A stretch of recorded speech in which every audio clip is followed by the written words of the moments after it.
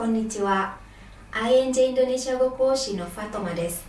1998年に初めて実家を離れて福岡で1年間ホームステイをしました。最初は英語しか話せませんでしたが、ホームステイの家族、学校の友達や先生方が毎日日本語で話しかけてくれたおかげで、だんだん日本語も話せるようになりました。皆さんはいかがでしょうか？私とインドネシア語で会話をしてみませんか？インドネシア語に限らず、言語を学ぶのはなかなか難しいと思っている方もいらっしゃるでしょうが、実はそうではありません。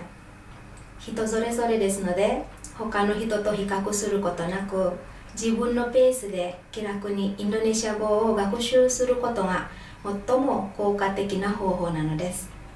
また、自信を持ってできるだけインドネシア語で話してみることも大事です。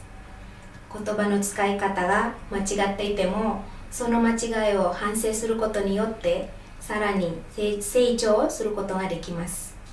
さあ、一緒にインドネシア語を楽しく学びましょう。INJ でお待ちしております。Selamat siang. Saya Fatma, pengajar bahasa Indonesia di INJ. Pada tahun 1998, untuk pertama kalinya saya meninggalkan kampung halaman dan tinggal bersama dengan sebuah keluarga Jepang selama 1 tahun di Fukuoka. Pada awalnya saya hanya dapat berkomunikasi dalam bahasa Inggris. Namun keluarga Jepang saya, teman-teman dan guru-guru di sekolah selalu mencoba berbicara dengan saya dalam bahasa Jepang setiap hari. Sehingga perlahan-lahan saya pun mampu berbicara dalam bahasa Jepang.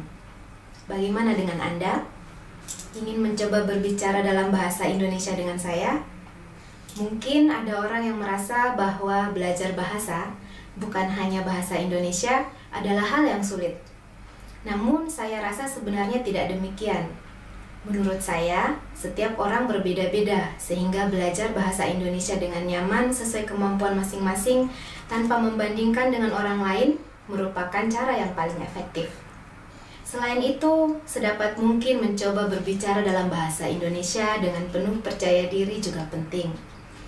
Meskipun terdapat kesalahan penggunaan kata, dengan menyadari kesalahan tersebut, kemampuan kita dapat semakin meningkat.